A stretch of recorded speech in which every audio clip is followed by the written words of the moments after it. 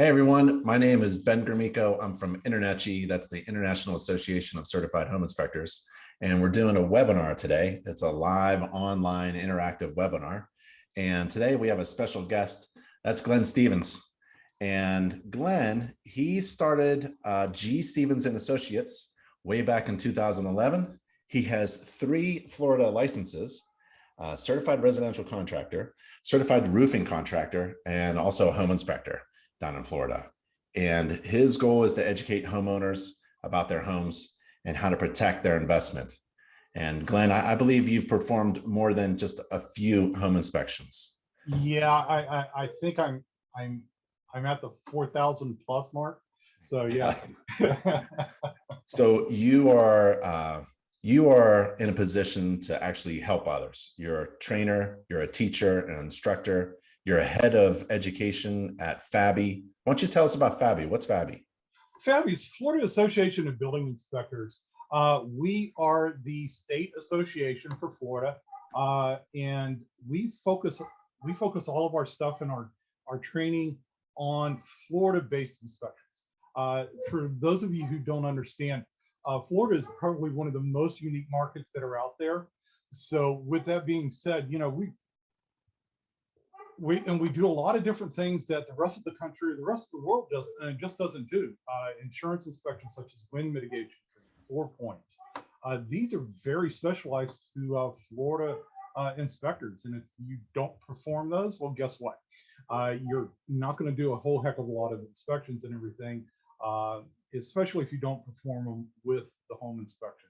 Standalone, it's a different subject altogether, but there's guys who do that as well. So with that unique environment, dealing with salt water, humidity on a daily basis as we do down here, Florida Association of Building Inspectors is really the association that focuses on those types of inspections.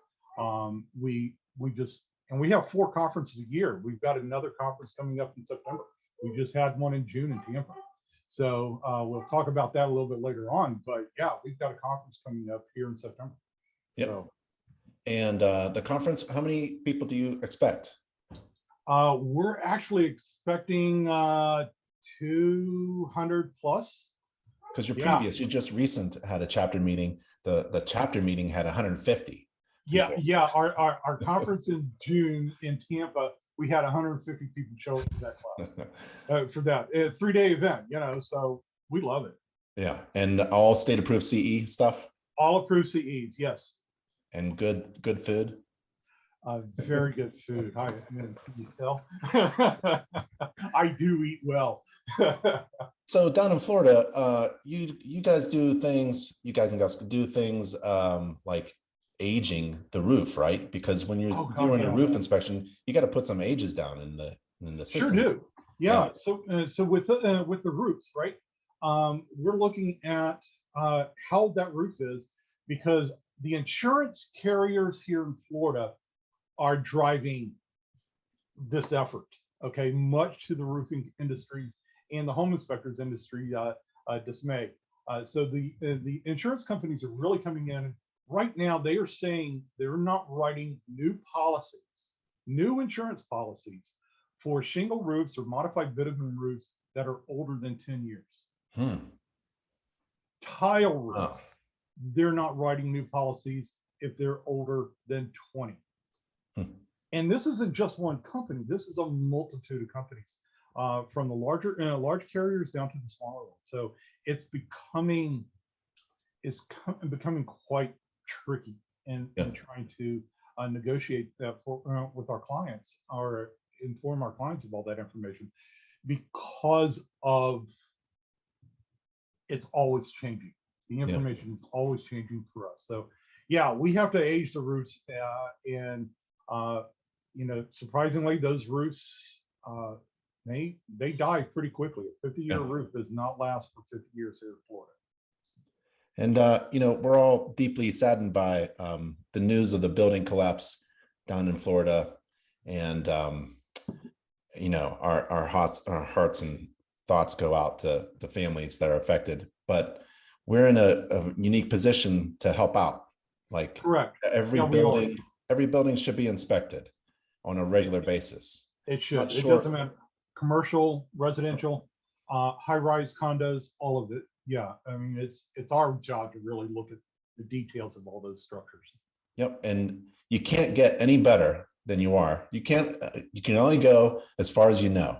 So Exactly. that's why I really appreciate hearing that you're the director of education down there in Florida and providing some really good live classes to keep our professional development going and learn more so we can be better inspectors for everybody. Exactly. Really I honestly live by the creed that knowledge is power, but only if you share it. And you never stop learning, you know. So. And that's why we're here. There you go. This That's webinar. why we're here. Yeah. So what do you want to share? What should we learn from you today? You know what? We've got so much information, you know. So let's and also, by the way, folks who are attending, if you want to ask questions, Glenn can grab those questions and answer them. We can save a few at the end, whatever you want to do. So feel free to ask questions if you'd like. No big deal. Or you can chat them. There's a little chat feature and there's a Q&A feature, which is what we prefer here. A little Q&A feature. You can put your question in there and you can actually upvote questions that are good. Thanks for everybody attending. And again, thanks, Glenn, for being here. What do you want to talk about? Yeah, so, you know, I got an emergency call here earlier this week that had a brand new roof installed. Okay. And that roof, and we'll get up and throw on that chair.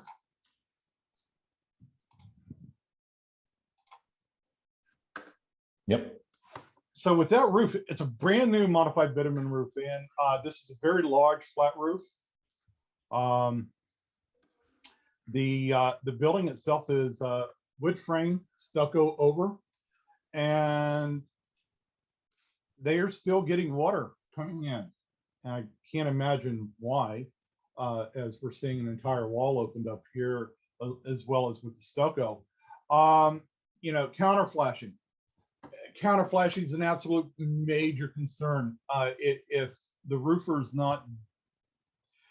if they're not properly flashing the structure, you will always get water in.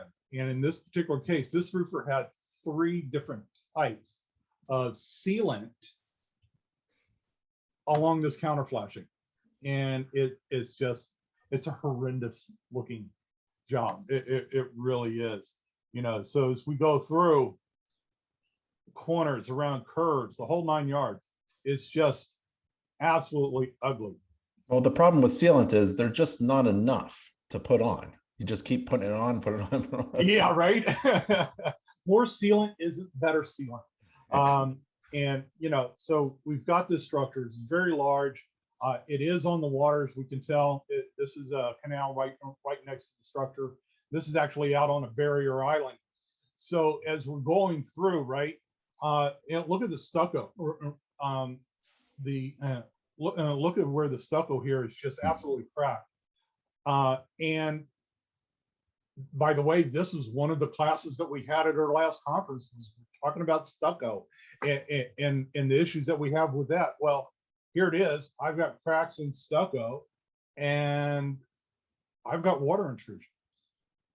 So, you know, so this client was really concerned about the fact that they're still getting water intrusion from the roof element. And I got out there and I said, well, the truth is, it's more than just the roof. It is the counter flashing. It is the flashing itself. It is some of the seams in the membrane, but it's also in the stucco. It's also in the structure. And you know, and the client's asking me, how do I correct this? Well, we're going to have to open things up. You're going to have to dry things out before you can get it absolutely corrected and repaired. So, you know, as we go through, that's exactly what we're running into on a regular basis down here. As you can tell, I take a lot of photos when I do my inspections, and the reason being is I do not do reports on site.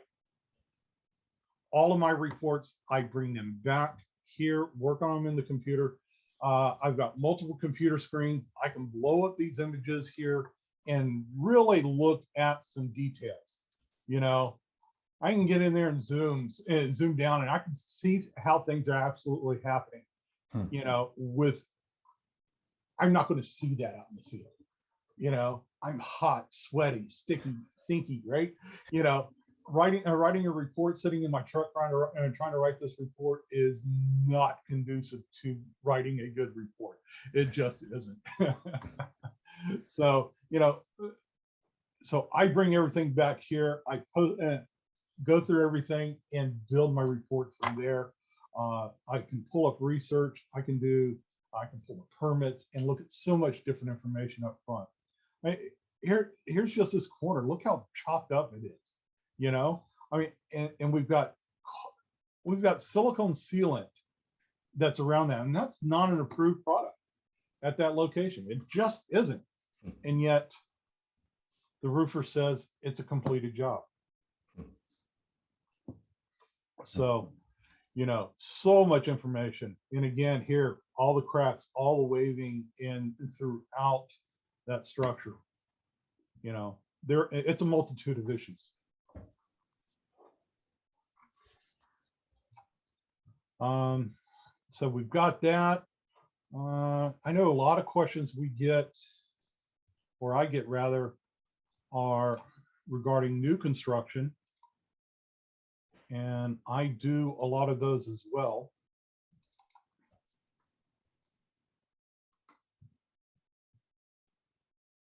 And most of our construction's all masonry block with, there's some builders that are doing masonry block on multi-stories, but many are doing wood frame second story and then stucco or hardy board siding. So it, you know, right away, I'm questioning why this lovely piece of paper or cardboard is shoved up in a piece of masonry. What is that?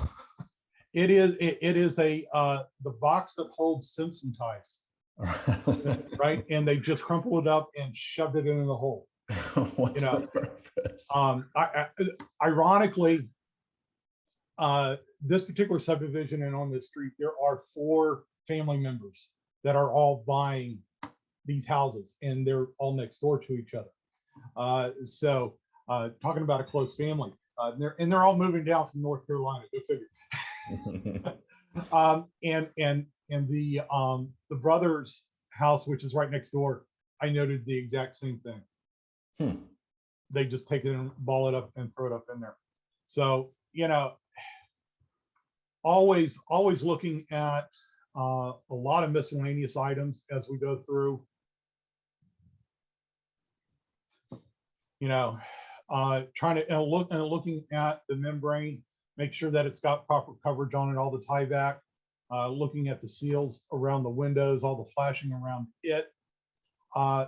Some of it's good, some of it not so much.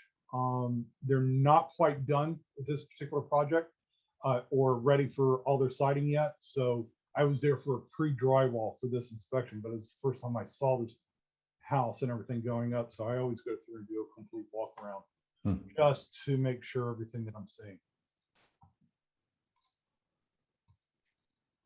Here's a question that came up recently on Facebook. Had an inspector here in Florida, and a friend of whatever it was questioning what these holes are. Okay, and you know, I nicely, not so nicely pointed out, well, you as an inspector, we should know what those items are. And if you don't, maybe you'd want to take a look at your training. And so like I said, I was nice, but not so nice about it. It happens sometimes. But those are inspection ports for the rebar. We build concrete steel cages down here. And so that is for the building inspector to actually look into that, make sure the rebar is in place, and then they fill those cells from the foundation all the way up with concrete. So that's their purpose, and it should be on every masonry construction that we see. Step crack right away. This is a combination of issues. It's curing, not enough mortar in there filling that up, a little bit of settling going on, and I've got step cracks in the exact same location on both sides of this house. Huh. So it tells me that there is some settling issues happening here, and it needs to be corrected. And the only way to truly correct it is really to fill the void with some epoxy, not just mortar, and to make sure that it's properly sealed, because this will allow moisture to come through and insects to come through into structure. And again, my notes, I got step cracking all the way through. So note it right on the walls, take photos of it, put it in the report. And I just did this house the other day, so.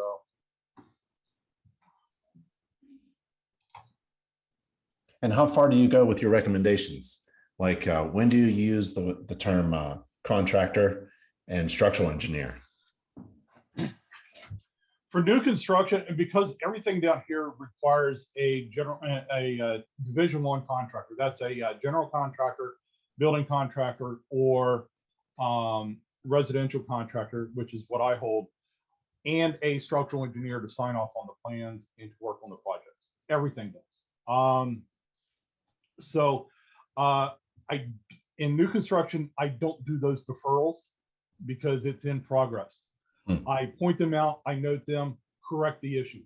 The moment I start telling the contractor how to correct the issue is the moment I own the liability, right? So I never want to tell them how to do their job.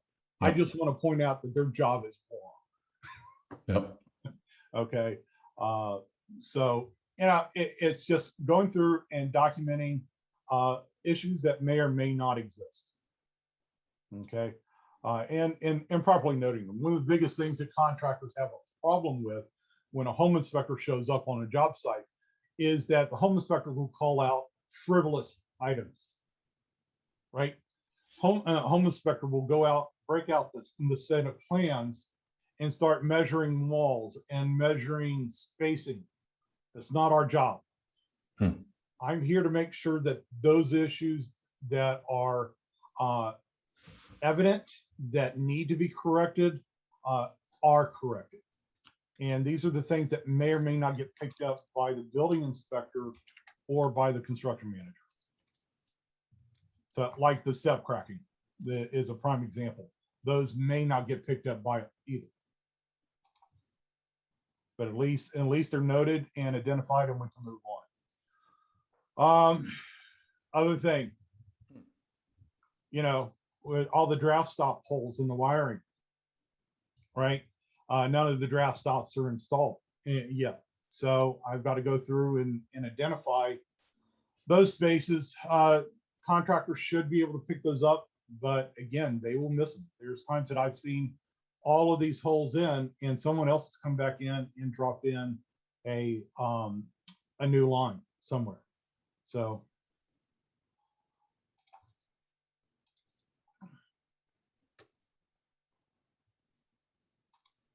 all the furring strips in here, and I'm catching this more and more often.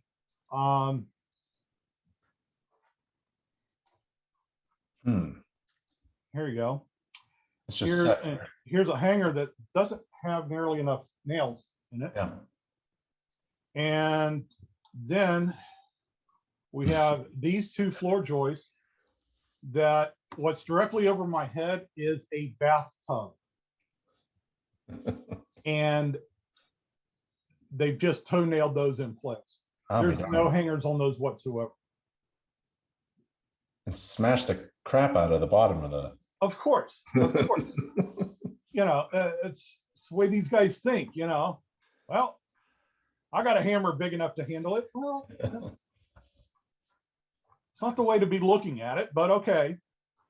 you know, let's get some hangers in there. Let's correct these. Like I said, and directly above me is a bathroom. Yeah. You know, let's fill that up with water at that location. And where's the bathtub going to sit? Right? Yep. It's going to be down at the bottom. So, yeah. Is that a temporary post? Where you No, that's a permanent post. That's a glue lamp post right there. Hmm. Yeah, that's a 6x6 glue lamp. You know, it's, one building has it, the other doesn't. You know, all the daylight coming through on the step crack. Here's the other thing I keep seeing lately is the nail plates or the nailers next to the doors and windows. They're only hit with one nail. So when I'm doing my inspection, I go through and I move them. If they're loose or if there's only one nail in it, I'll kick them off to the side and take a picture of it.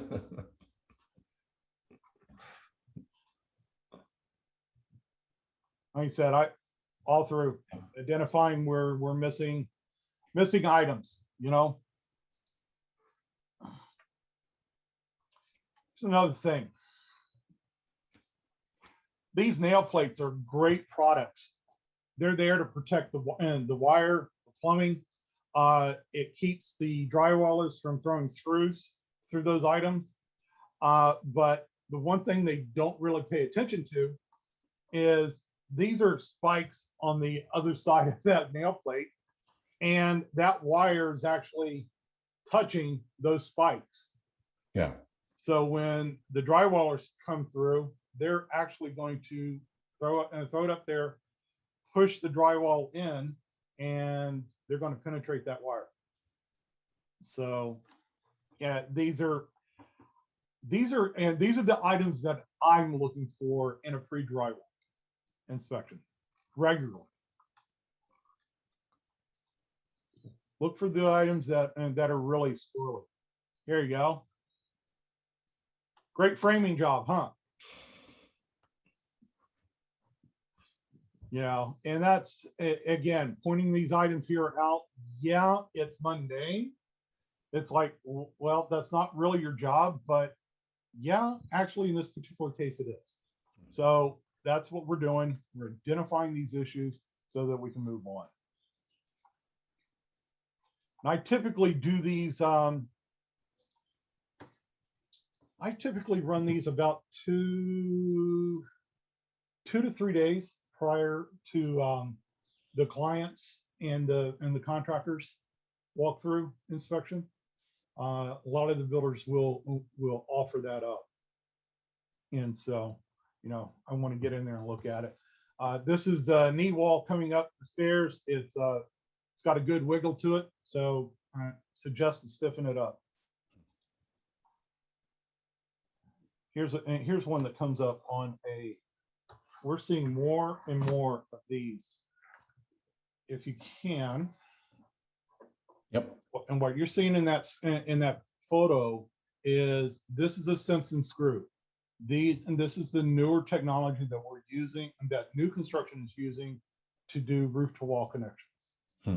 After drywall goes in place, these are not visible. Okay. It's 6 inches. And they either go straight up or they go at an angle into the from the top plate into the trusses. Here they've gone in through the top plate, underside of it. All the roof to wall connections, and because of our wind mitigations, I do make sure I go through and identify those as well. And as an inspector for wind mitigation, we're not going to see these after the fact. So having this information as part of the documentation for the client, it helps them down the road.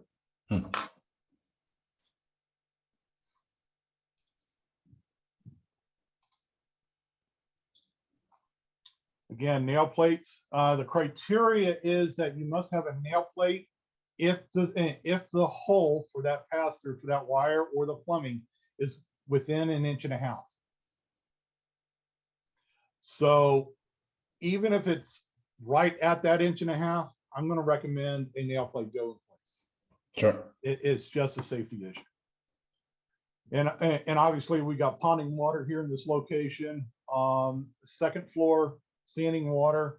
The rule is 48 hours. All standing water must be off site or off the structure. There's that bathtub I was talking about that has that unsupported underneath.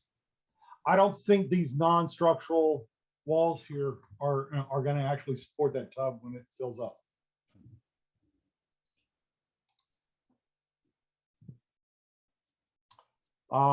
Soft, two places that we had, was able to identify on that second floor. The subfloor is not connected. It has spring to it. That, you know, that's going to squeak down the road. Or if they decide they're going to put tile or anything else up here, it's going to crack. So make sure we identify. I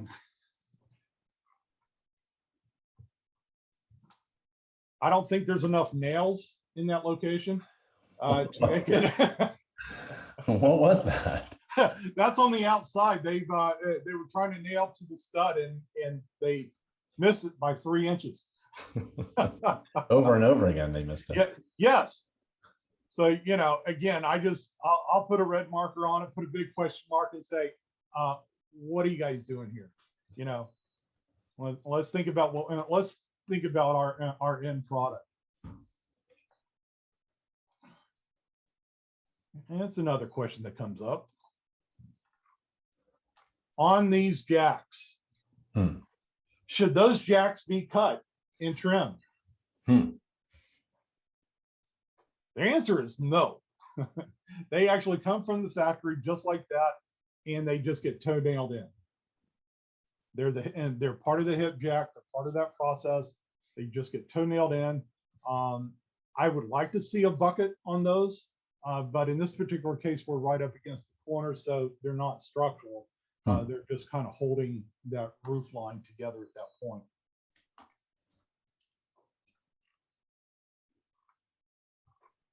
And here again, you can see the screw head coming in at an angle versus directly underneath. That standing water again. And I've got standing water on that windowsill.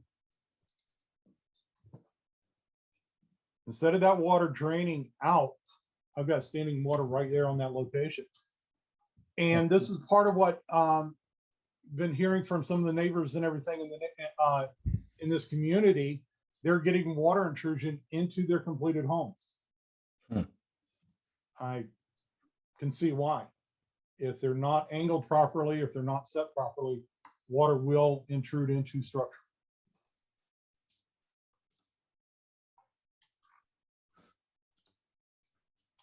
Doesn't necessarily have to have nails on the underside of it, but it is preferred in this particular case.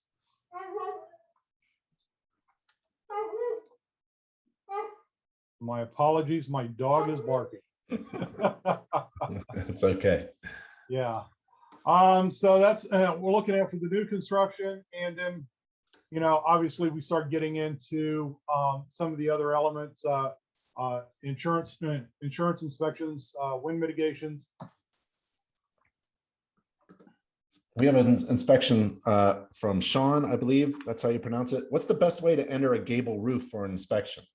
And what type of footwear is best for roof inspections? Okay, great question. So let's let me go back into where I was just at.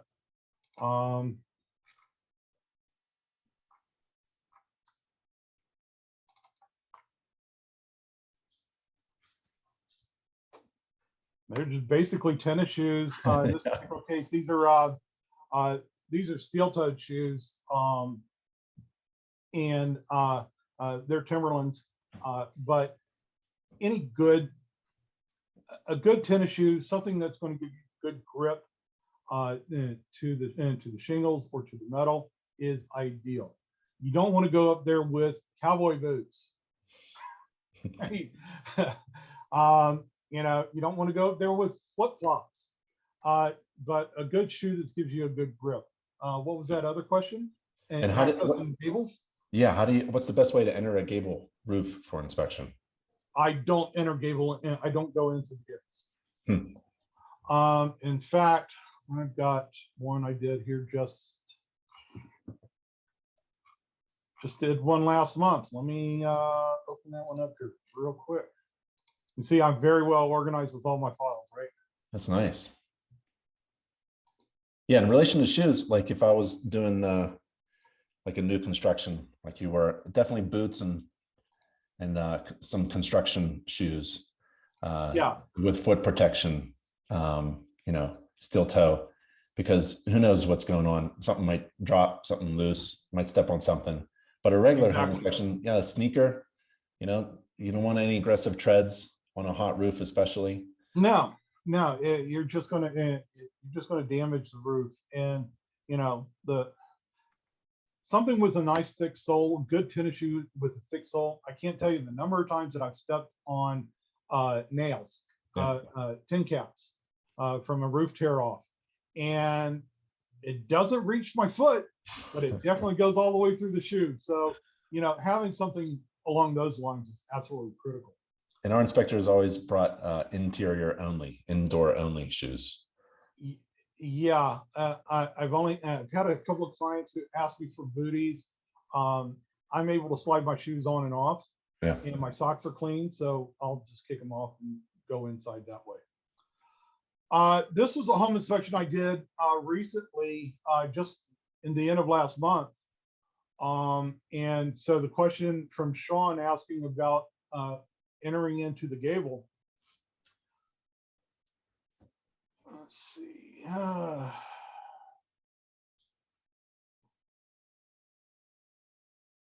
Lots and lots of photos. I can't take enough photos on site. I just can't.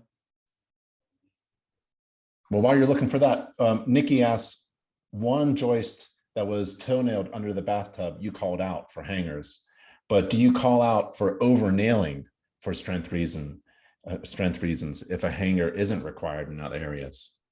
Over nailing. Yeah, you know, if at some point you're damaging the structure, the structural component of the wood, and so it just doesn't have the strength anymore. So yeah, I have called it out periodically. You know, I don't know what the correction is after they've gone through and tore it up, like on those two ends. You can't replace those floor joists, right? Taking those out is a structural nightmare. So, and trying to put new ones in is ludicrous, right? So, yeah, at some point, you got to call it out and say, hey, you guys got too many nails in here, or you note it as such, possible over nailing. At that point, I'm going to defer out to the structural engineer. I want someone else to own that component. So going back to Sean's accessing gable ends. This particular house had no attic access internally. It only had gable ends, but in this particular case, it was designed with hinges so it could be accessed. So I was able to open it up and take a peek in. Here's why I don't always access gable ends. Lovely electrical wires sitting right there. Right there, nice and frayed, not in a junction box. It's been connected, reconnected.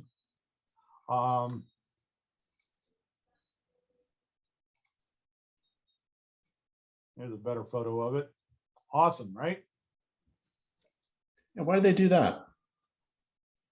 It's not like they had a junction box or anything there, or an extra connection or anything. Don't know. Rats could have chewed it. Yeah, and they just repaired it with some electrical tape. Yeah. All the insulation completely matted down. So this attic I did not access. I took all these photos right from that gable end, Yep. right? Water damage. Yep. Hey. That's a termite hole. Never saw one. That's a rat hole in the air conditioning duct. And this particular house had central air conditioning, but it had window shakers in every bedroom or in every room.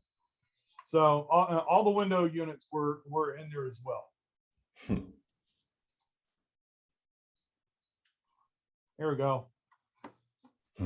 More live wires and not even wrapped up, not even protected. Again, I'm not entering this attic because it is a safety issue.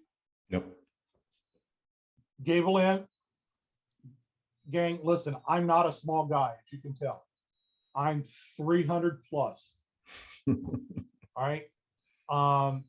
And to go in, to try to squeeze in through a gable end and try to do it safely, it's not so much getting in. I can get in safely. It's the getting out is going to be the huge issue. Because now I can't just crawl in and crawl out like I did on this one, because I've got flat roof to work from. Most times you're going in through the gable through with a ladder. Well, the only way out of that is to back out, and now you're going out blind. So no, not going to happen. Do you call that out as a hazard or an issue, or what? This is a huge hazard. Yeah, no, this is an absolutely huge hazard. As a matter of fact, I did not even go inside on this house to do the inspection. The realtor showed up shortly after I started, after I finished all the outside, and I told her flat out, I said, have the client seen this house? And she goes, no, they have not seen it live yet. That's the other scary part.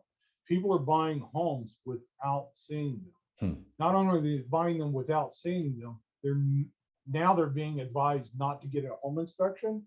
Please. Yeah. No, get the home inspection, and at least this way you can see it through the process, right? You know, and obviously they've had rats because they got traps all throughout the year. So just common issues that I see on a regular basis. And there is another attic access on the other side, but it's in a small part of the yard. And so setting up my ladder there at that location is not feasible. Yep. Not safe anyway.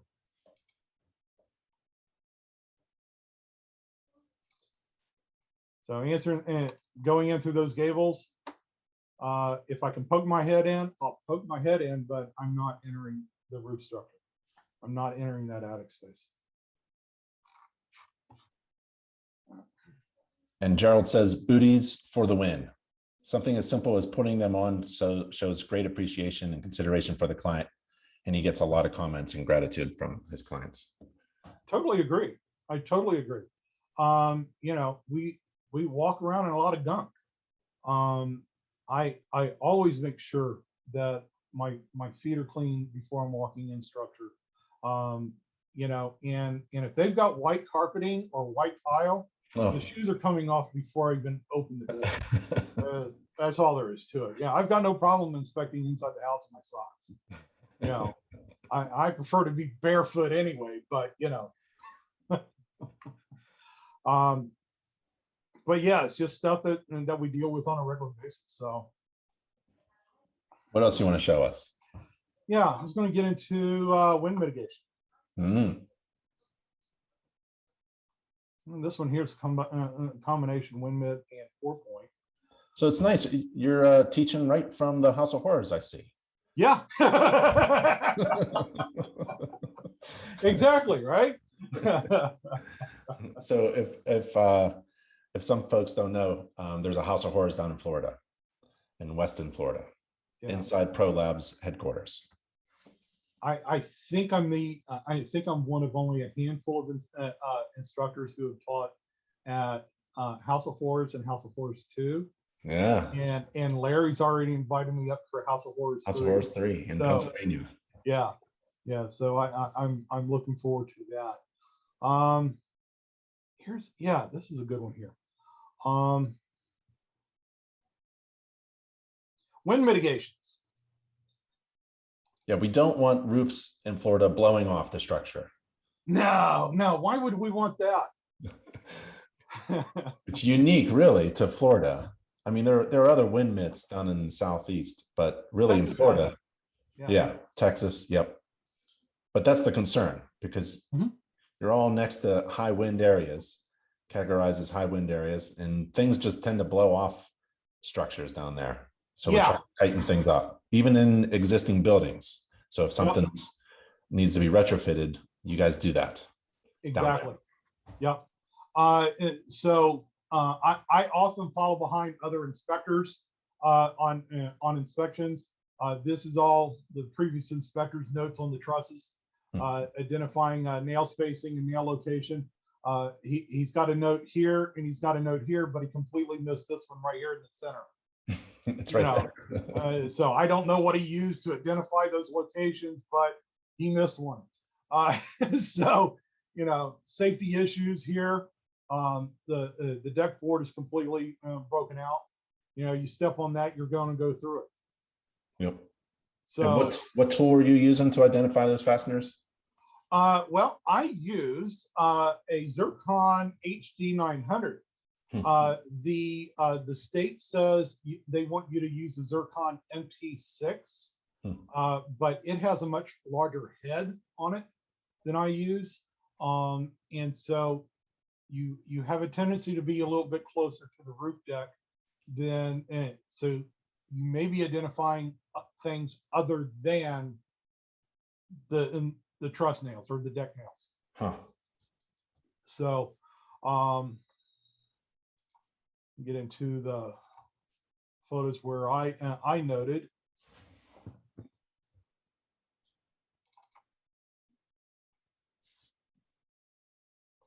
Able to look up in between the deck boards. I can see I'm dealing with felt underlayment, right? If it's reflective, I'm going to get peel and stick, or it may be the newer products of using synthetic felt. So I've got to be very careful when I'm identifying here. So here are my red marks on the trusses, and I've identified where those nails are. Yes, I did find a nail here at this location, but that's also a split where that nail's at, where that board's at. And these are 1x12s. So able to identify it and the spacing on those nails. And I mark it. I've got 2 nails per 1x12 dimensional. Find my shiners and measure my lengths.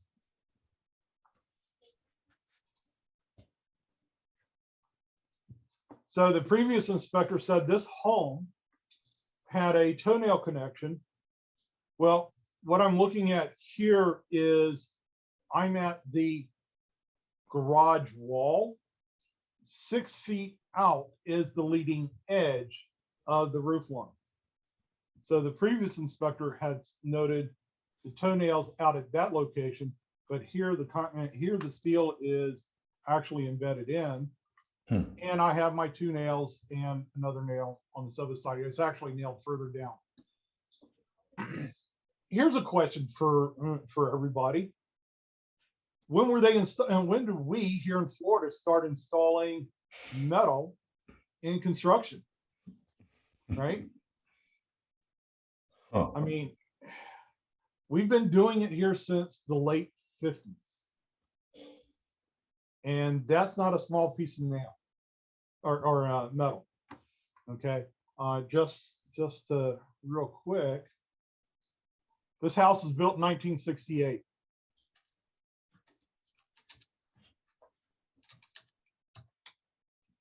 So here it is. I've got an embedded piece of steel with nails in it. So we've been doing it for a while. Yeah. And rest of the country, there's parts of the U.S. that are still not using any Simpson metal connectors for roof to wall, for first floor, second floor connectors. Look at some of the homes that are being built in Texas right now. You know, numbers and framed structures that they don't even have sheathing on the sides of it to give them nice and stiff. And all they are is two-story stick-built structures, and they're collapsing. That shouldn't be. I get my framing up. I need to put some plywood. I gotta put some decking, you know, some sheathing on that wall to help stiffen it up. So yeah, you know, let's build right. You know, people complain about Florida, but you know, we've been doing this for a long time. Mark Andre, Mark Andre says wind is becoming a thing also in Canada. So we have a Canadian attending. Yeah. So here's the opposite side of that same truss and everything, where I've got 2 nails on it. So this is a roof to wall, and this is a properly attached roof to wall connection. It's not a toe-nailed structure.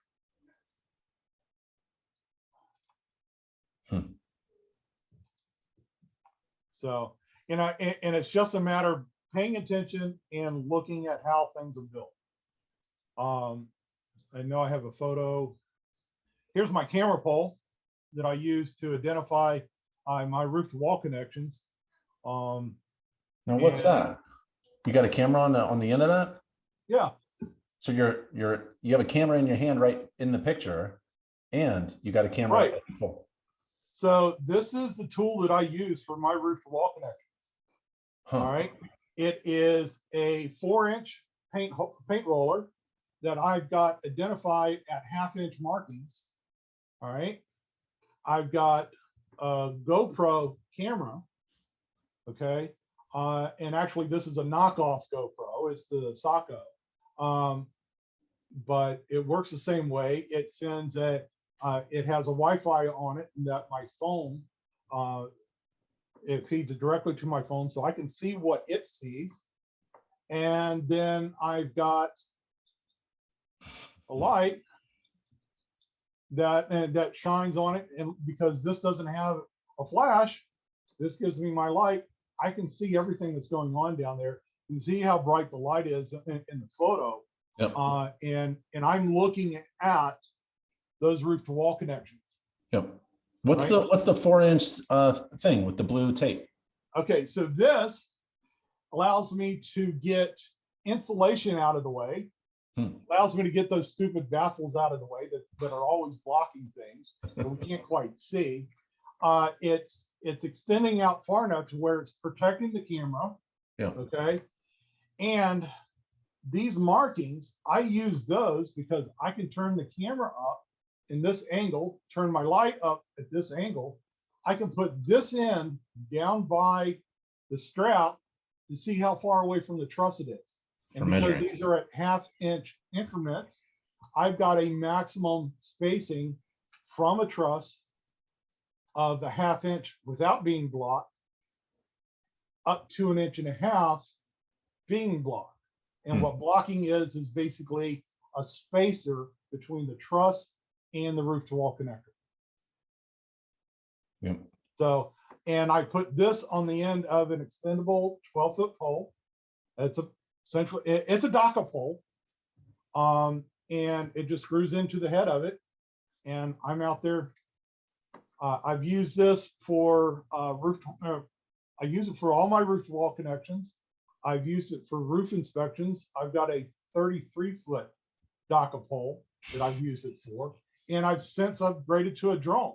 So, you know, I've got the tools that I need to properly identify my structures. And I have used that 33-foot pole in an attic because there was no way I could get all the way out to the roof of the walls. Yeah. So I like that. Good. I ain't small, so I got to get the tools and everything that I need to properly inspect things. So, and that's what I do. here's the quality of those photos. I'm down here at the end. This is the leading edge of that overhang, but I'm right down there on it. You can't get much better photographs than that, than always using a ticker to identify open wires. This house had a lot of open wires on it. So yeah, so up in my attic, I'm taking a bunch of photos in the attic alone. In this particular case, from the time I entered the attic, and I never used the ladder access. Okay, the pull down ladders, number one, they're not weighted for me, and they're never installed correctly. We've got individuals who will use drywall screws to attach them, who will not put the nails in the hole that they're supposed to put them in. They never cut the foot correctly, and the steps are wobbly as can be. So yeah, I've had too many explode underneath me. So I always use my ladder, and I always photograph my ladder before I climb it. Yep. It's safety reasons, straight up. Yeah, we just had somebody posted something about an inspector went up, new house, and the attic, that framing wasn't nailed and fastened. I think there were 2 nails or something, and it just came right down. Yep. Oh yeah. I had one, I refused to enter the attic because of that very issue. Yep. I told my client, and it's new construction, told my client, I'm not entering your attic for this very reason. Yep. Got to use your own ladders. Exactly. Matter of fact, in my classes, I show where I rode a 12-foot ladder that was rated for 375.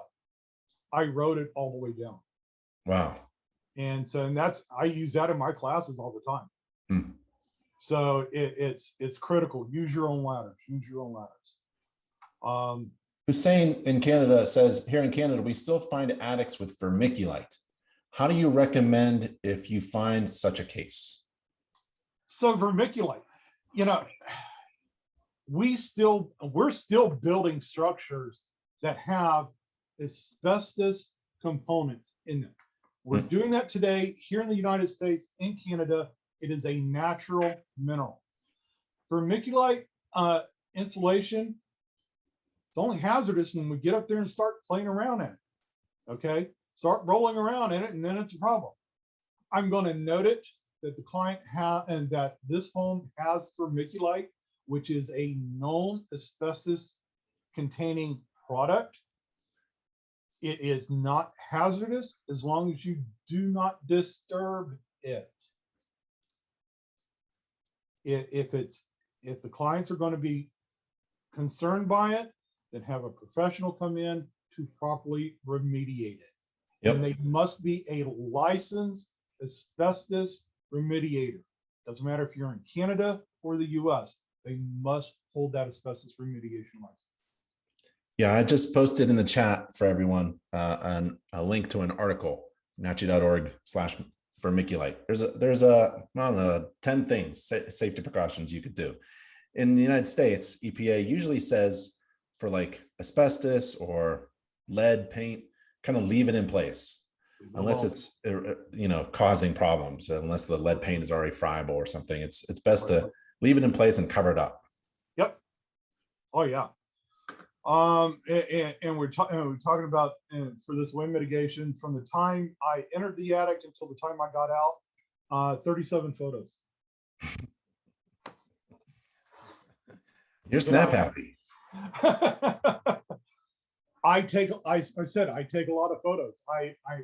People say you're up in the attic an awful long time. Yeah, it's my happy place. So Marc Andre says in Quebec, vermiculite is not considered a hidden defect. No. Well, asbestos is a problem. It is a health issue. So I'm not sure. Peter says, why photograph the ladder before going up? Oh, I think we already answered that, because if it's someone else's ladder, I never use someone else's tools. I never grab another guy's hammer.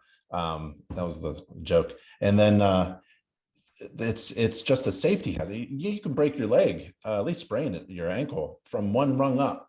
So if you're going up someone else's ladder and it breaks on you, well, you should have used your own step ladder. And those attic access things, sometimes they're installed by the homeowner in a hallway somewhere or in a garage ceiling, and it's not done very well. And it's not fastened properly.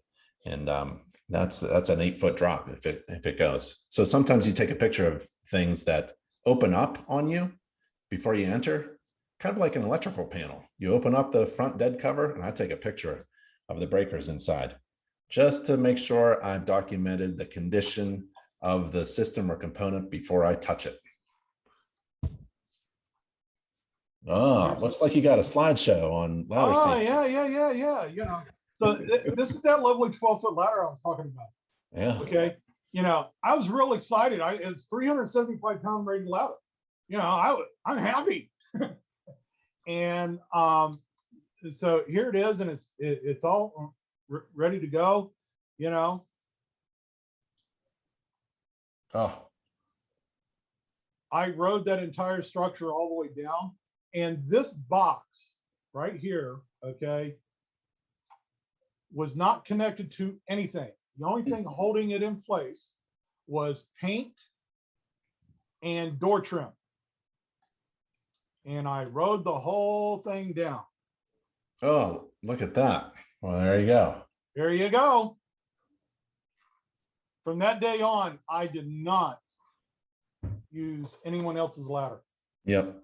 And we've got a safety course. InterNACHI has a free online safety course, and it's actually available to non-members. You don't have to be a member. You don't have to pay us to take the safety course. It's online because we want our inspectors to come back home. That's the number one thing. Number one. Come back home safe. Yep. Everybody needs to come home safe. That's just all there is to it. Let's see. Deal with a lot of old homes. This and talking about asbestos, this is the house that actually had asbestos siding on it. So we do come across it. I come across asbestos siding, asbestos floor tile, and my recommendation is leave it alone. Yep. Let it be, unless it's breaking apart, and then you want to come in and have someone encapsulate it. And that is simply using a heavy duty polymer or elastomeric type of paint to really bind that stuff together.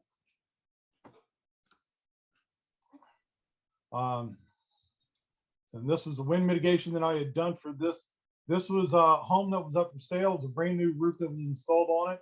I do a lot of wind mitigations after new roofs. I've got a number of different roofing contractors who utilize me exclusively to come out and perform the wind mitigation for their new roofs. They pay me once a month for all of this. So they send me those leads. And let's see, trying to get into those files. It looks like you're organized with your files. Yeah, you know, I try to be. So and why is that? It seems you keep records of everything you do forever and ever. I get a lot of questions like, how long should I keep an inspection report? And I say, well, if it's digital, why not just keep it forever? But you know, well, and that's just it. So here I've got 9 years worth of folders. Okay. And I get questions. I get a lot of return clients who call in and say, I need the wind mitigation, or I need a new wind mitigation. Well, I've got so much information from the last time I was there that I don't have to go in and recollect all the same pieces of information. Yeah. So I've got the photos there. If it's digital, I keep it as long as I need to keep it. Have you ever done an inspection, a home inspection on the same property over and over, like maybe twice for different clients? Rarely. Yeah, it I doesn't think I've happen. done it. I think I've done that once or twice. Yeah. Um, I've done a lot of wind mitigations where a new client has called me and said, I need a wind mitigation, and the address sounds familiar to me. I Right. pull up and yeah, I've been at this house before. I climb up in the attic and there's my notes on the trusses. So yeah, you know, I get those as well. I've got a good memory on a lot of things, or but I get this all the time. I get insurance companies call. I have every wind mitigation and 4-point that I've ever sent out via email. From I lost 3 years worth of records. I had a hard drive crash, and I lost from 2011 to 2013, 14 of original photos, original documentation. But on those returning clients, because I've saved the emails, right, I can actually pull that information back. I can do a search on my email system, and I can pull those files up real quick. Yep. So yeah, organization is key. You know, I've got this year's inspections already laid out, and coming in, and I've got an inspection already scheduled for the 26th. So it's already sitting here. Folders already created for it, ready to populate and fill in, right? And so going through, I organize for a reason. I take photos in a sequence for a reason. I take a lot of photos for a reason. And that's also I can come back and rewalk that inspection at any time. You don't give all of the photos to your clients though. Oh God, no. Yeah. No, my reports, my average reports are 40 pages for a home inspection. And that's including all the supporting information. Yeah. Heck, let me pull up one of my latest home inspections. That makes life so. Nikki says, Google Images is a great way to keep all your photos from each property filed and backed up. It's all in the cloud. And Nikki says, I typically take 200 photos and not many of those make it in the report. Right. So when I was doing inspections, 300, 400 pictures, probably max 400. And now everything is in the cloud. So you can do a hard drive, but you can do like Google Docs or something like that and upload it. So in this particular case, in this folder, this was new construction inspection. I've got 384 items. That's permit research, all the photos, drone. I've got my drone photos and drone videos in here. Doing drone? Yeah. Fancy. I try to. And so what are the benefits of doing a drone, having a drone? So the benefits for me, the benefits of doing the drone. Here's a prime example, okay?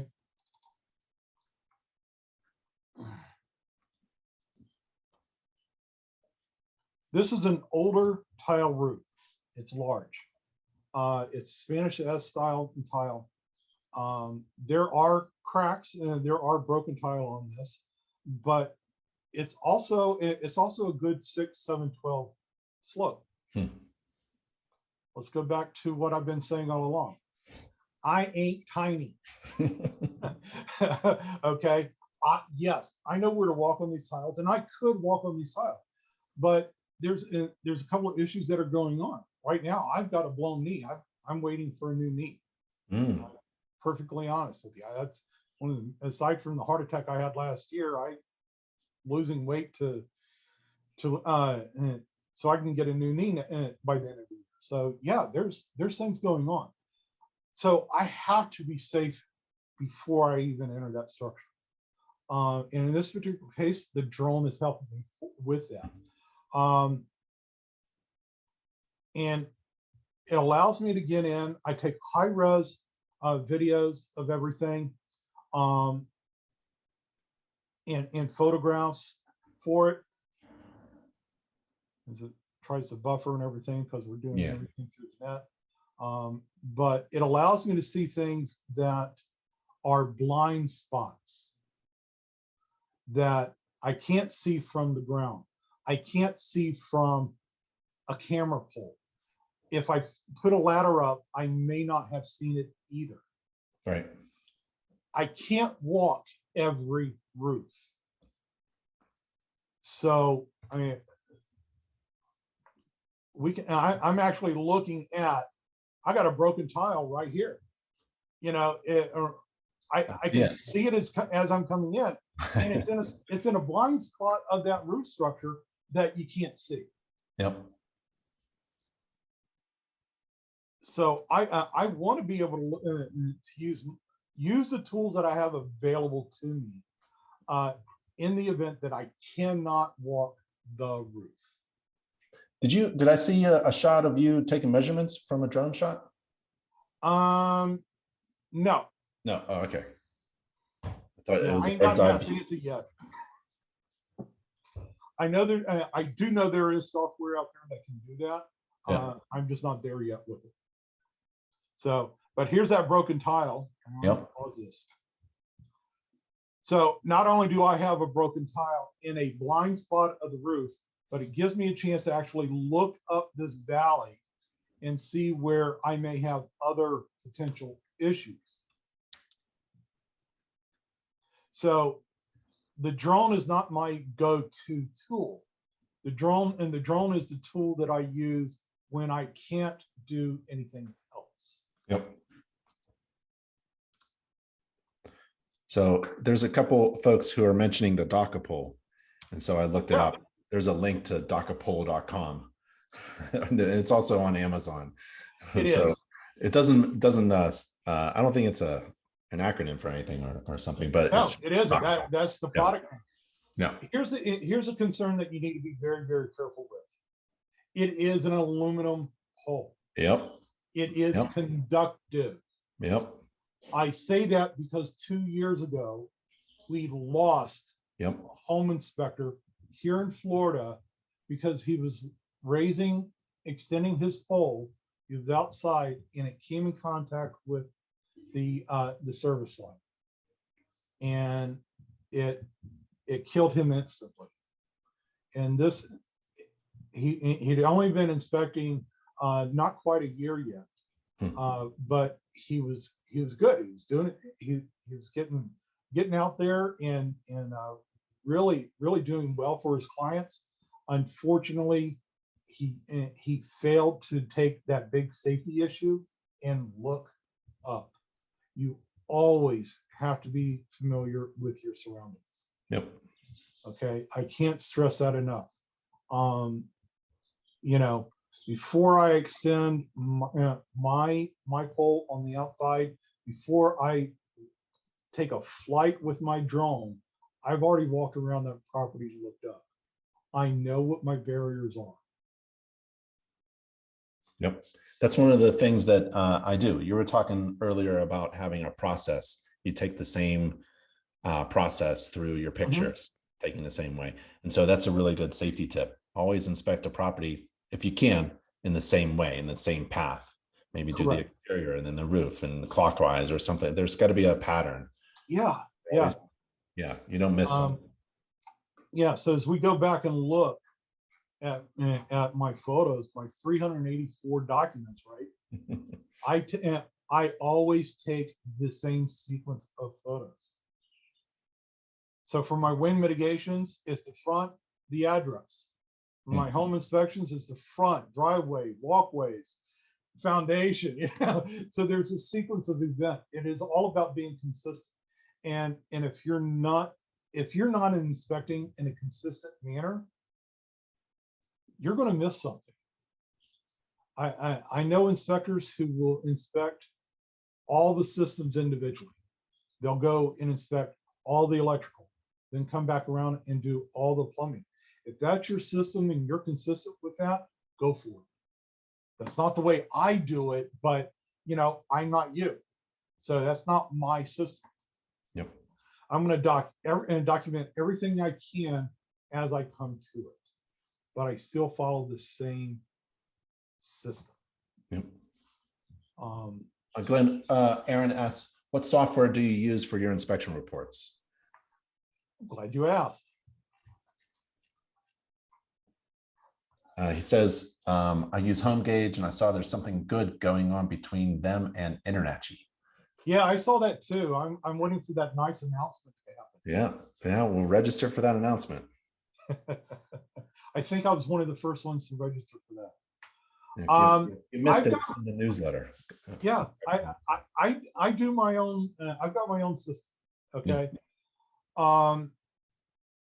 I've recently converted from a Word document, Word template that I've been using from the beginning, and have moved everything into an Excel file.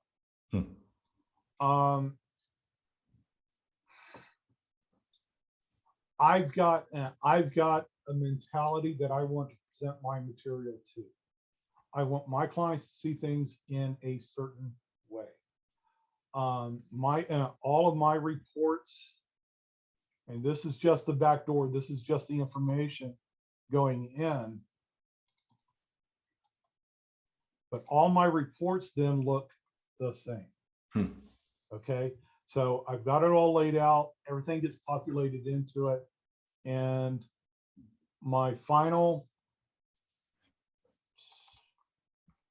this is my final inspection report. 36 pages.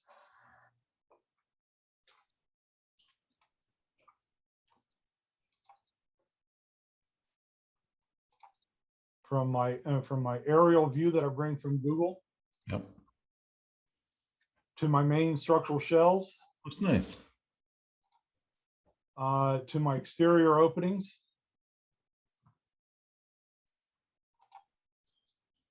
Roof geometry. Yep. Even my wind mitigation information. You know, I always look at my homes because I am in Florida. My inspection report is a wind mitigation 4-point on steroids, because I'm also identifying structure. I'm identifying those items that don't typically fall under those insurance inspections. So this is where I come at it from those. Every inspection, I pull permits on.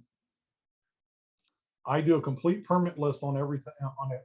And as we can tell, there it is. There's a permit number for the building. And here's the 2 air conditioning permits. They're always there. And then in this particular case, I've actually got to do, I've got to pull that information from a separate source, because they don't have the physical permits. They're historical permits at that point. But it goes into every report. And I always have a structural layout for roof geometry. Every report, it doesn't matter what I do, that's really the way I run it. Wow. Again, my field inspection and my reports follow a consistent pattern. They all look like they're supposed to. So this case here, here's my wind mitigation.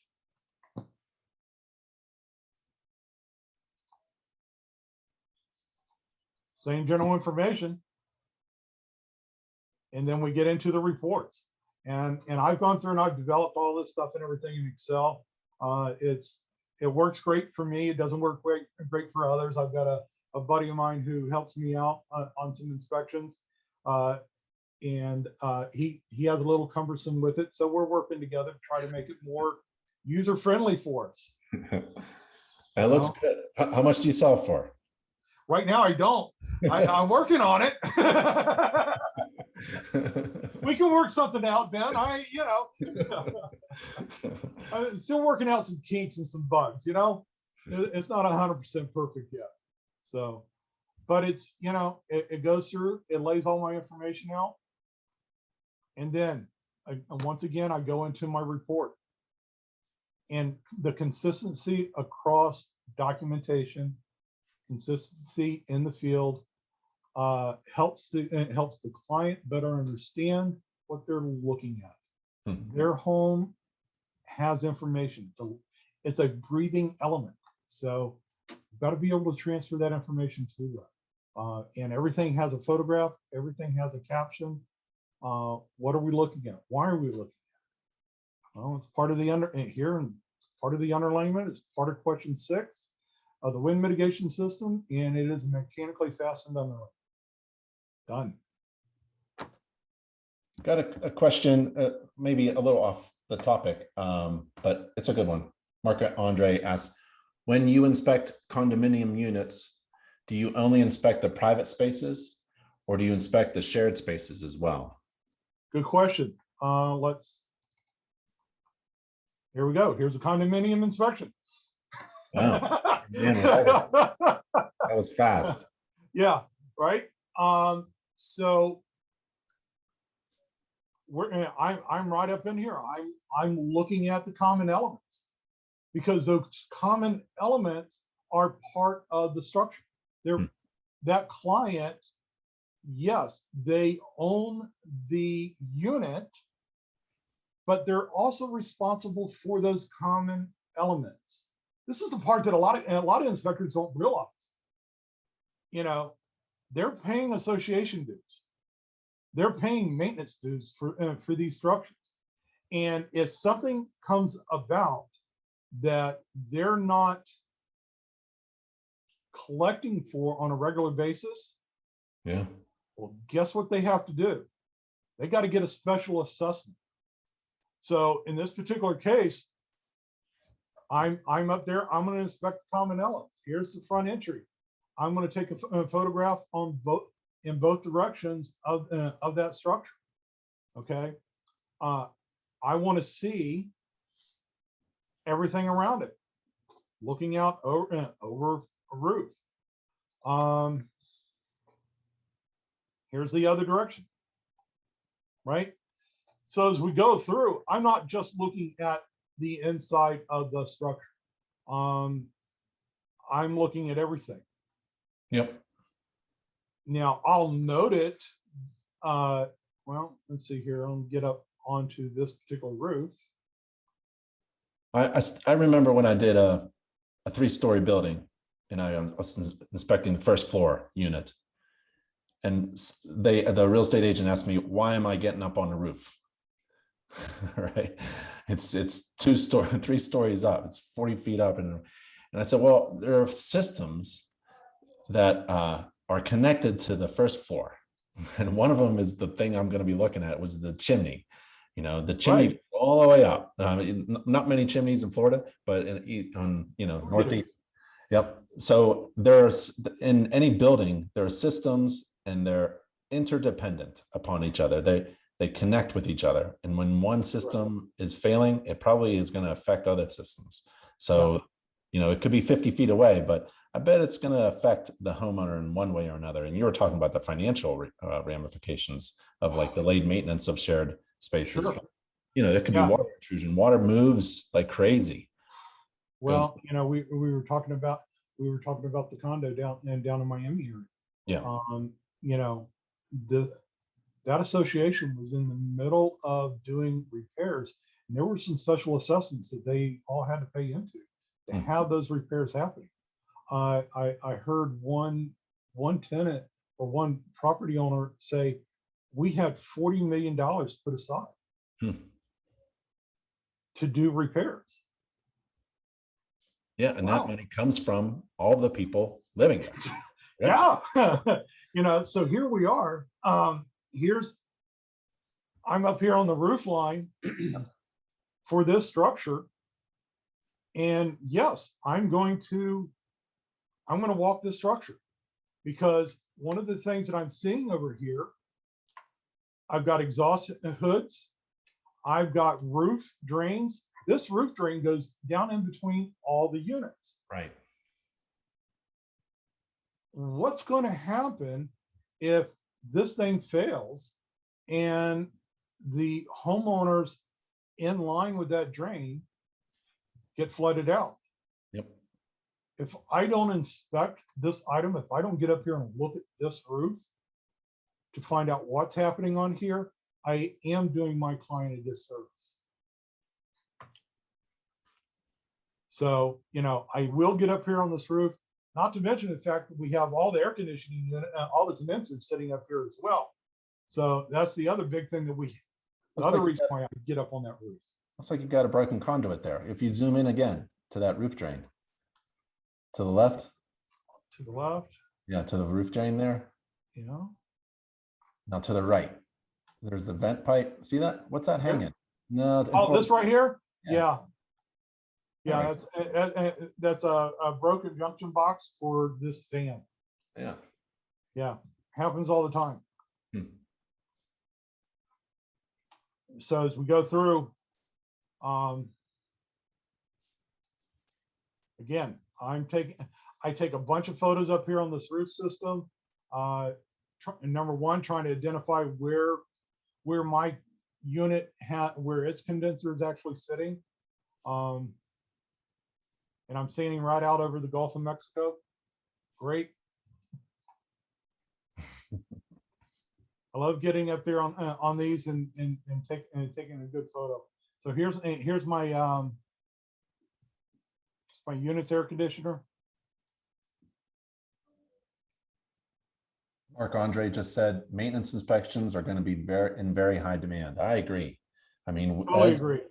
As an industry, every InterNACHI member should be saying that every home and building should be inspected as part of a routine maintenance plan. We got to inspect these homes and buildings. Right. So trying to get a good photo of the unit of the system. Let's see here. But yeah, coming through and looking at the structure itself. Yep. So I'm not looking at just the unit. I'm walking around the perimeter, seeing if there's any other cracks, looking at the structure itself, what's happening with it, and also identifying where my unit is in relationship to the structure. Yep. In this particular case, that's my unit right here. So I try to identify it for my client, where they're at. In this case here, they are facing the Gulf. So, we need to be able to take a look at all this stuff and what can impact my specific client's issues. Yep. In this case here, they had all impact glass on the Gulf side, but none of the glass and doors on the front side were impact rated. So bit of a difference, but yes, they should. We should be inspecting these, and I don't care if you're inspecting a single unit or you're doing the entire structure. Walk the entire perimeter. Look for those anomalies that may impact your client, because again, they're going to get a special assessment down the road that they're not prepared for. They've just dropped, in this particular case, they've just dropped a couple of $100,000 in deposit on this structure. All right, I think this unit went for 1.5 million. Wow. Yeah. 1.5 million, but the view of this house, the view that it has is absolutely gorgeous. Just gorgeous. So it's worth it. But yeah, so we're looking at these. They spend a lot of money. They may or may not be able to come up with that assessment dollar. So Brian asked, after doing an inspection on a commercial property, is it a good idea to get an annual maintenance inspection contract? To try to sell, maintenance inspections after you do an inspection, try to get in contract for coming back. It doesn't hurt. I'm all for it. If it's means and methods that you think that you'd be able to step into, and you've got the experience and knowledge for it, then by all means do it. Know that an annual inspection may not be necessary. Okay. For many of these units, they're supposed to have their own annual internal with the association. Some do. I'm affiliated with one condominium villa association. One of my fellow inspectors and everything, he does their annual inspections and writes them up, whereas I'm the inspector who does the architectural review for that association. So it's a great contract. Yep. And it helps that for those continuing residuals that we need to deal with. So yeah. In the chat, I just sent a link to an article written by ccpia.org about preventive maintenance on commercial buildings if folks are interested in commercial inspections. I think it's a great idea. To me, it's a great idea. You need the training. It's a different animal, right? Apparently you inspect both residential and commercial. Yeah. But they're similar but very different, right? Oh yeah, yeah. Do you use a team for commercial buildings sometimes, or is it just you? It's me. And most times it's just me. Yeah. Let's see, we'll get into talking about commercial structures. Let's see. So Chad asked a question, and I'm not sure if I got it right, Chad, but Chad asked, in Florida, does a residential inspector license cover inspecting properties with more than 4 units in a building? So like your client may be buying 1 unit in a building, but you're not inspecting the entire building. Correct. Yeah. Yeah, that's correct. So there is not a separate license for commercial inspections here in Florida. Yeah. It does not exist. So anybody can do a commercial inspection. The thing that you need to be very, very careful with is, do you know what you're looking at for that commercial building? And that's where I'm getting into trying to, I've got a recent commercial inspection that I had done. Here it is. I think Mark Andre is going to argue with you in a good way as a colleague. He's saying furnace inspections are on a yearly basis. So why not do a home inspection, entire building inspections on a yearly basis? It's got a point. I'm not disagreeing. I don't disagree with you. I clearly I don't. I think we should. The problem being is that many clients aren't going to invest the dollar. Right. We're not there yet. Right.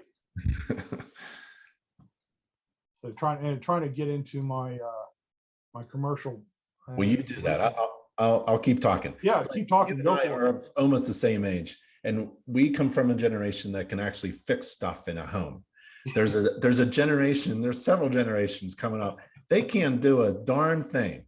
Oh my God, no. That's another reason why, though, our home inspection industry is so important for folks, because they'll buy a home and they don't know what to do, and they don't know what a problem looks like, or they have no idea. It's hard for us to understand, but folks don't understand what a stucco crack with water coming out of the crack means.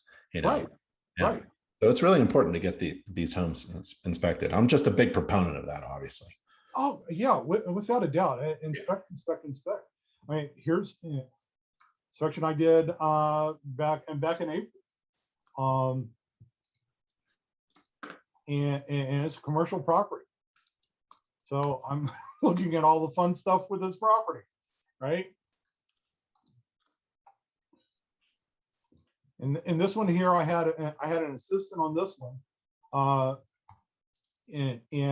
But even still, we went through 370 items in this folder alone,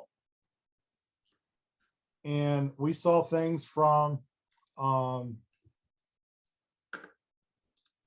here's steel, and this is I've got the wall open up here, and I've got debris actually coming into structure. I got water intrusion all into structure because of these holes. Now, granted, it's a commercial building, it's just got a metal skin on it, but what if I want to finish this out? What if I want to go ahead and close this in and make this more of a high-end storage area? Well, I'm going to have to correct all of those issues.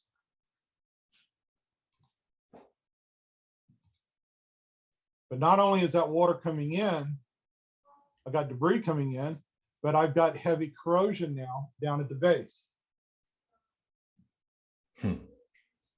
My client's coming in, this is going to be an investment property for them, and they're coming in from New York. So again, you know, they're looking at property that that they may or may not have seen yet. Yep.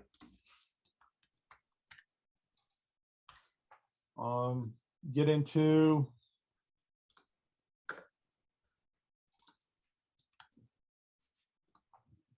multiple units that have electrical power, and they're not identified what unit belongs to where.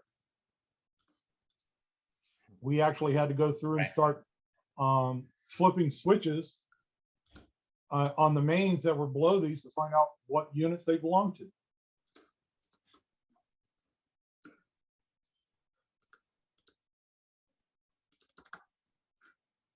So getting into these, you know, we're looking at a lot of different items all the way through. All the lovely overgrowth into structure. And if we look at, I pull a lot of aerial photos. What's right next to this? What's right next to the structure? Junkyard. All right, this was a boat area, you know. We actually went through and found that there was a trailer, a mobile trailer, camping trailer on site, and it was active. Someone was living in it. It's amazing. You can walk by and hear the TV blasting, and then when you bring the question up to the realtor says, "Oh, it's just they're just using it for a bathroom or whatever." No, they're not. Someone's living in that, you know. And so because right after we brought it to their attention, suddenly I wasn't hearing the TV anymore. But yeah. So I just posted some resources.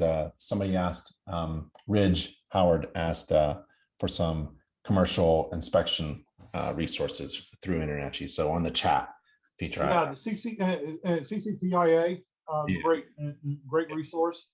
You know, and I use those standards. When I go out and do my commercial buildings, I'll pull those standards in and reference those standards for my inspections because they don't exist before. So, and here is a live line coming from that camper. This is the waste line. So they're not dumping it into the sewer system. They're dumping it out on ground. So doing commercial inspections, it's important to know what you're looking at and what you should be looking at in the event that you see an anomaly such as this. Is that a health concern? Of course it is. Live electrical. The other thing with commercial buildings, you may run into a three-phase electrical panel. As a home inspector or a non-electrician or someone who's not familiar with it, don't open a three-phase panel. You will light yourself up and everybody around you. So any of the three-phase panels, do not open those panels up. Always refer those out to a licensed electrician. Yeah, it's not like a house dead front cover. I mean, there's high voltage. I mean, you won't really get an explosion from a residential electrical panel, but you will from a commercial. Yes. Yeah. You know, because they're running in this case here, this may be running generators, maybe running vehicle lifts. maybe running an elevator. So those are all high power items. And, you know, with that being said, they're going to run into those and it's going to be trouble. Yep. So That's why, know what you're looking at. yeah, that's why I mentioned about the commercial course and having a team. I was wondering if you have a team, because the commercial course really just talks about the inspector being the manager of folks, Correct.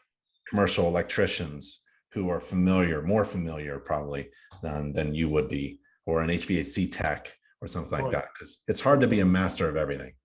Although not you, Glenn, you're a master of everything, sir. You're right. You. You know, I am that unique inspector. Yeah. Okay, and I clearly understand that. I've been teaching contractors since 2008, and you know, from exam prep to estimating to project management, whether it be structurals or ground. You know, I can do vertical and horizontal construction, so I'm that weirdo, right? And I get that. I can look at things a little bit more globally and then defer accordingly. If you just hold that home inspector's license, if you just do houses residential on a regular basis, don't step into the commercial world without the proper training. You are setting yourself up for a liability risk that you may not survive. Yep. And I mean financially as well. You know, it's a high risk to step into. So, you know, I always err on the side of caution. Don't step into it till you've done some training with it. You know, go shadow some guy and go shadow some commercial inspections. Get some additional training. Have a tendency to look at what you need to look at. I've got another good one up in here. I want to try. Yeah. What do you want to finish up with? Yeah, we're about that time. So let's you know what? Let's talk Fabi. Okay, good. Because listen, we've got a conference coming up. This is actually a joint conference with InterNACHI. InterNACHI is joining us with this conference in Fort Lauderdale. It is September 10th through the 12th. It is a 3-day conference. We've got a lot of things going on with that. As a matter of fact, let me pull up our lovely little pieces of information. The Marriott is a beautiful place. It really is. Our registration right now, we're working with the hotel. We just switched over to a different management company. So we're working with the hotel to try to get the to get everything properly set up so that we can get people registered for the classes and they can register for their hotels. They're coming out of COVID. Yeah. And we have they've got families from the collapsed structures that are living there as well. So there's a lot of things going on down in that area. So, you know, there's a little bit of a delay, a little bit of hesitancy with them on trying to get things so we can get that registration active and live. But our goal is to make sure that that's up and running here within the next week or so. So coming up in our classes and everything, here we go. Basically this is our agenda. Nice. For the conference. Friday, 4-point wind mitts. Manny Gonzalez, who lives down in that area, he's a past president. He's one of our instructors, and so he gets the joy of handling the 4 points of wind mitts, and it's his backyard, so he's real familiar with that. Then we're getting into we've actually got a building official coming in to talk about roofs in the Miami-Dade area. We're coming in with smart homes. We're getting a lot of smart technology, and how do we inspect it? You know, there's so many different means and methods for that. So We've got them coming in. We've got our standards and practices we'll be talking about.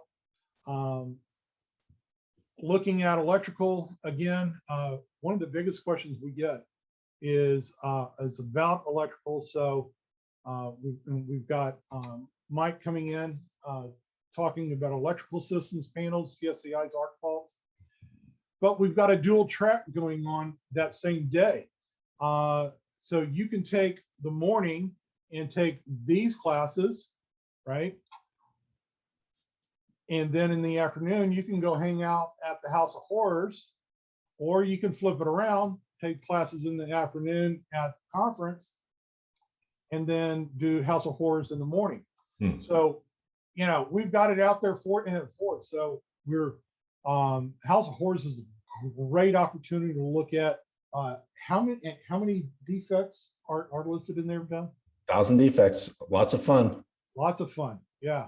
So being able to get in there and take a look at it, look at these defects. So, you know, the 10th is the Friday. We're in there looking at all that stuff with 4-point wind mitigation. Saturday is the main track that we deal with. Sunday, I'm going to be talking with, we're going to be talking more business related conversations on Sunday. That's only a half day. A lot of inspectors don't think they need to talk business. They need to learn anything about business. And unfortunately, that's the one thing we all fail at. So, you know, business is absolutely critical. Don't get missed. Don't think that it's not something that you don't need. We all need to deal with business in one way or the other, whether it is to help our business grow, starting our business, just to manage the day-to-day. If you're a one-person shop, well, it's pretty easy, but are you properly submitting your payroll taxes? You know, or are you just dumping everything in your personal account? That don't work that way. So, you know, I'm a one-man person, but guess what? I'm paid as an employee to my company. And in doing so, my company takes out taxes. And all my checks, all my pay from my inspections go directly into my bank account, my business bank account, not my personal. So those two elements stay very separate from each other. Chad asks, do I need to sign up for the conference, and what's the cost? Yes. So signing up for the conference. Right now, the conference, the fees for the conference is $95 per night for the hotel, and we do not have the conference fee up here yet, just because we haven't opened it up. I think it's $250 for the conference as a non-member. Cool. $195 for a member, I believe it is. But Fab, you know, we do these things 4 times a year. Fort Lauderdale's in September, and in December we're in Daytona. Fabulous. Yeah. Then we're working on some inspection, some conferences for up in North Florida in the Panhandle, and so we'll be switching out some of our regular, whether it be a Daytona, Orlando, or Tampa conference. We'll switch those out once a year and throw those up into the Panhandle of Florida, and really trying to expand that our growth and our reach to the Florida inspectors. People don't realize how big Florida really is. It will take you 16 hours to drive from Key West to Pensacola. That's nonstop 16 hours. It's incredible. Stopping is going to take you a good 20 hours. People think driving through Texas is bad. Florida is almost as bad. You know, they just don't realize how large of a state we have here. So 2 questions about the event. Chad asks, is there an InterNACHI member discount? And Gerald asks, is there a price breakdown if they just want to take one day of yes, there is. Historically, we've done, you can take just Friday, you can take just Friday and Saturday. or you can just take Saturday if you want. There is a cost breakdown for each one of those. Like I said, we are going through a brand new management company. They are coming on board. We're bringing them in right now.